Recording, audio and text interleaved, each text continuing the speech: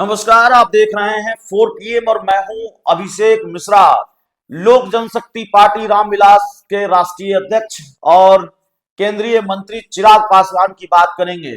2020 का विधानसभा चुनाव अगर सबसे ज्यादा किसी चीज के लिए जाना जाता है तो वो है चिराग पासवान और उनकी बगावत के लिए। 2020 का विधानसभा चुनाव इस बात के लिए कम जाना जाता है कि तेजस्वी यादव सीएम बनते बनते रह गए थे। कुछ वोटों के अंतर से तेजस्वी यादव की सरकार बिहार में नहीं बन पाई थी। बिहार विधानसभा चुनाव 2020 इसलिए भी नहीं जाना जाता है, इसलिए भी कम जाना जाता है कि 12 वोटों के अंतर से और 100-200 वोटों के अंतर से कई उम्मीदवार हार गए थे। बिहार विधानसभा चुनाव 2020 चिराग पासवान के खेल या चिराग पासवान और बीजेपी के खेल के लिए जाना जाता है, जो नीतीश कुमार को निपटाने के लिए हुआ था। ऐसा लगता है कि 2025 का विधानसभा चुनाव इसलिए जाना जाएगा कि जो चिराग पासवान ने 2020 के विधानसभा चुनाव में खेल किया, उसी चिराग पासवान के साथ 2025 में क्या खेल हुआ और चुनाव के पहले क्या खेल हुआ। देखिए, चिराग पासवान को 29 विधानसभा की सीटें मिली हैं और खेल यही से शुरू हुआ। चिराग पासवान को 29 विधानसभा की सीटें मिली। 29 विधानसभा की सीटों में से 4 सीटें ऐसी थी जिन पर जेडीयू की मजबूत दावेदारी थी। राजगीर, हिलसा, सोनबरसा में तो जेडीयू के जो कदावर नेता है, मंत्री हैं रत्नेश सदा, उनकी सीट थी। वो सीट भी चिराग के खाते में चली गई और फिर नीतीश कुमार ने ये सारी सीटें चिराग पासवान से छीन ली। कोई एक दो और सीटें थी। उसके बाद चिराग पासवान के साथ ये खेल हुआ। चिराग पासवान को पहला झटका यहां लगा। दूसरा झटका लगा जब उनके उम्मीदवार मढ़ौरा में उनकी उम्मीदवार का जो नॉमिनेशन है वो रद्द हो गया। ये चिराग पासवान के लिए दूसरा झटका था। लेकिन चिराग पासवान को जो सीटें मिली हैं, चिराग पासवान अगर उन सीटों का गुणा गणित बारीकी से समझेंगे, समझा होगा शायद, मजबूरी में वो सीटें उन्होंने ली होंगी और जाहिर तौर पर कई सीटों पर उन पर दबाव रहा होगा कि ये सीटें इनको अपनी पार्टी के दावेदारों के लिए चाहिए, इनको अपनी पार्टी के लिए चाहिए, तो चिराग पासवान ने वो सीटें ली होंगी। लेकिन उनको जो 29 सीटें मिली हैं, उन 29 सीटों में 28 की ही बात करेंगे, मढ़ौरा की सीट पर तो नामांकन ही कैंसिल हो गया, तो जो 28 सीटें बची हैं, उन 28 सीटों का गणित ऐसा है, ऐसा लगता है जैसे चिराग पासवान को भारतीय जनता पार्टी और जनता दल यूनाइटेड ने चक्रव्यूह में झोंक दिया हो कि भाई जाइए लड़ लीजिए, समझ लीजिए।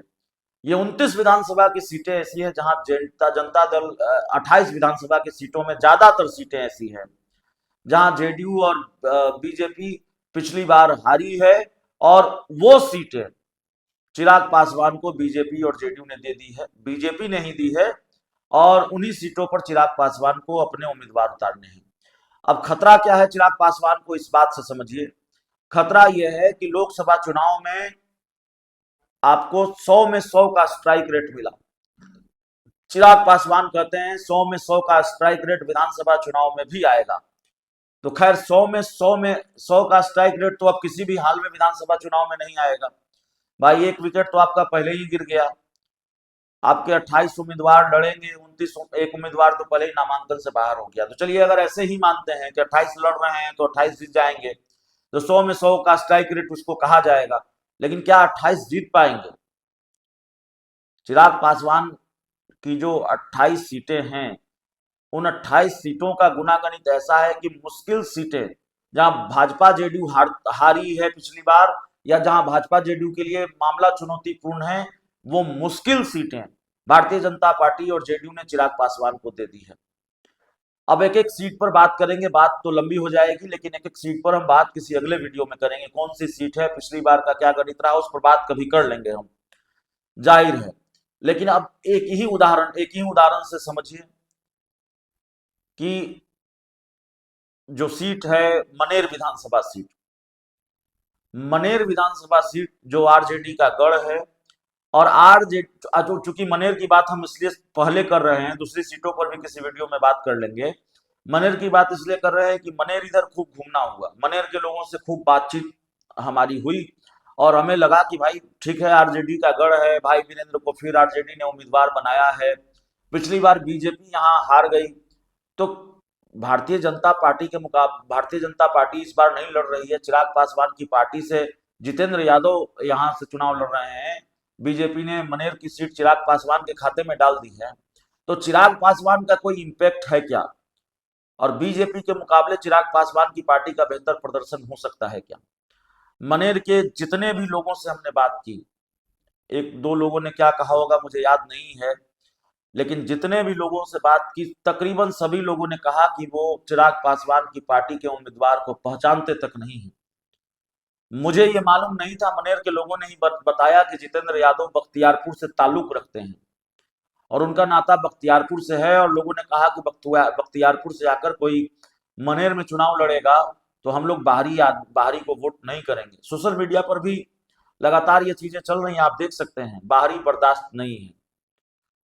और लोगों ने कहा कि नहीं, यहाँ तो सिर्फ आरजेडी, यहाँ दूसरा और कोई नहीं। और कई लोगों ने यह भी कहा कि जिस दिन चिराग पासवान ने पहले तो जिस दिन बीजेपी ने यह सीट चिराग पासवान के खाते में डाल दी, और जिस दिन चिराग पासवान ने जितेंद्र यादव को यहाँ से उम्मीदवार बना दिया, उसी दिन आरजेडी के विधायक भाई वीरेंद्र की जीत सुनिश्चित हो गई।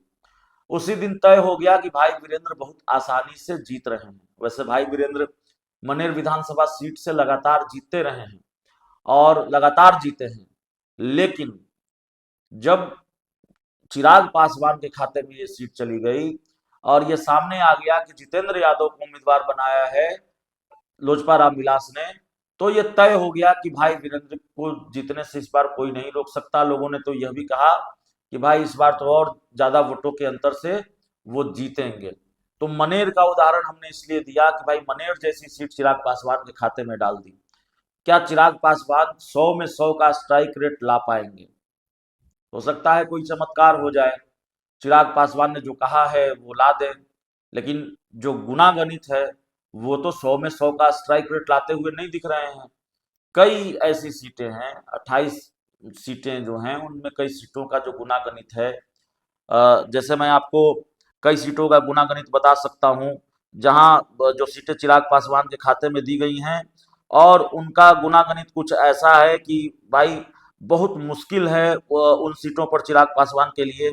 ऐसी ऐसी सीटें चिराग पासवान को थमा दी गई है, जैसे गोविंदगंज की सीट है, सुनील मणि त्रिपाठी, यहाँ तो भारतीय जनता पार्टी जीती थी, तो खैर यहाँ से चिराग पासवान की पार्टी के उम्मीदवार हैं, तो ये सीट भारतीय जनता पार्टी चूंकि चिराग पासवान के लिए मुश्किल नहीं है, एनडीए की सीट है। अब जैसे सिमरी बख्तियारपुर की सीट है, यूसुफ सलाउद्दीन यहाँ से जीते थे, पिछली बार आरजेडी यहाँ से जीती थी, अब यहाँ ये सीट भी चिराग पासवान को दे दी गई है। अब जैसे कई सीटें हैं विधानसभा की, वो सीटें भी दे दी गई हैं, और एक एक कर हम आपको कई सीटें बता भी सकते हैं।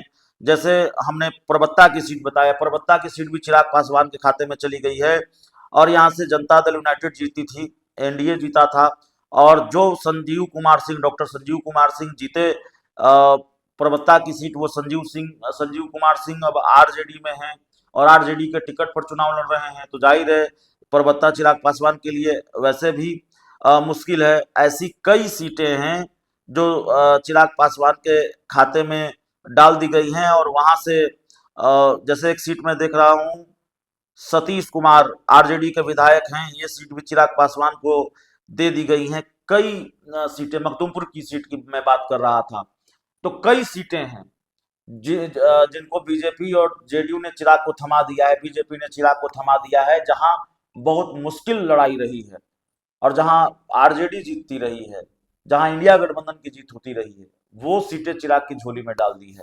तो चिराग पासवान को जेडीयू बीजेपी ने कितना फंसाया है, ये 14 नवंबर के बाद तय होने वाला है, 14 नवंबर के बाद सामने आने वाला है।